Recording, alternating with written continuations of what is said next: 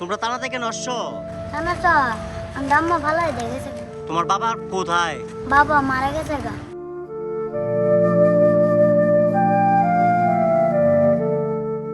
যে বয়সে বই খাতা কাঁধে নিয়ে স্কুলে যাওয়ার কথা, বন্ধুদের সঙ্গে খেলাধুলায় মেতে ওঠার কথা, সেই বয়সে জীবনের কঠিন বাস্তবতার মুখোমুখি হয়েছে ব্রাহ্মণবাড়িয়ার সরাইল উপজেলার দুই শিশু সিয়াম ও রিফাত। 4 বছর আগে সড়ক দুর্ঘটনায় বাবাকে হারানোর পর তাদের জীবন নেমে আসে অনিশ্চয়তার অন্ধকারে। আর মানসিকভাবে অসুস্থ মায়ের পক্ষে সন্তানদের দেখাশোনা করা সম্ভব না হওয়ায় শেষ আশ্রয়ের খোঁজে তারা ছুটে যায় সরাইল থানায়। উপজেলার বড্ডপাড়া গ্রামের বাসিন্দা দুই ভাইয়ের বাবা বাসির মিয়া ছিলেন সিএনজি চালিত অটোরিকশার চালক। পরিবারের একমাত্র উপার্জনক্ষম ব্যক্তি সড়ক দুর্ঘটনায় নিহত হওয়ার পর ভেঙে পড়ে পুরো পরিবার। স্থানীয়দের ভাষ্য, মা আসমা আক্তার দীর্ঘদিন ধরে মানসিক সমস্যায় ভুগছেন। ফলে দুই শিশুর নিয়মিত যত্ন, লালন পালন কিংবা নিরাপদ পরিবেশ নিশ্চিত করা তার পক্ষে সম্ভব হয়নি।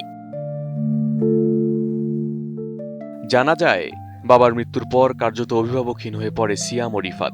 কখনো প্রতিবেশীর দেওয়া খাবারে, কখনো মানুষের সহানুভূতির উপর নির্ভর করেই তাদের দিন কেটেছে। অনেক সময় না খেয়েও থাকতে হয়েছে, রাত কাটাতে হয়েছে অন্যের বাড়িতে আশ্রয় নিয়ে।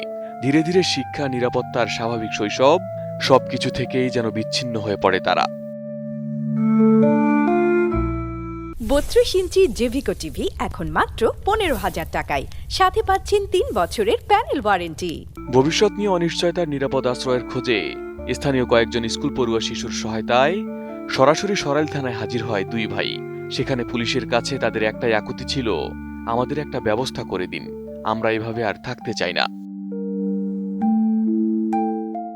দায়িত্বে থাকা সহকারী উপপরিদর্শক কারণ বিল্লাহ শিশু দুটির কথা মনোযোগ দিয়ে শোনেন। তাদের অসহায় পরিস্থিতি জানতে পেরে বিষয়টি ঊর্ধ্বতন কর্মকর্তাদের অবহিত করেন এবং প্রয়োজনীয় সহায়তার উদ্যোগ নেন। তবে আইন অনুযায়ী শিশু দুটির বৈধ অভিভাবক তাদের মা হওয়ায় প্রয়োজনীয় প্রক্রিয়া শেষে পুলিশ তাদের মায়ের জিম্মায় ফিরিয়ে দেয়। পাশাপাশি শিশু দুটির ভবিষ্যৎ সুরক্ষিত করতে সমাজসেবা অধিদপ্তর সহ সংশ্লিষ্ট সংস্থাগুলোর সহযোগিতা চাওয়া হয়েছে। স্থানীয় বাসিন্দাদের আশঙ্কা, স্থায়ীভাবে নিরাপদ আশ্রয় ও প্রয়োজনীয় সহায়তার ব্যবস্থা না হলে দুই শিশুর ভবিষ্যৎ আরও অনিশ্চিত হয়ে পড়বে।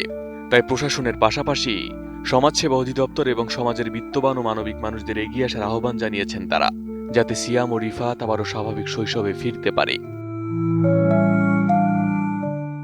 Desk report, ATN news.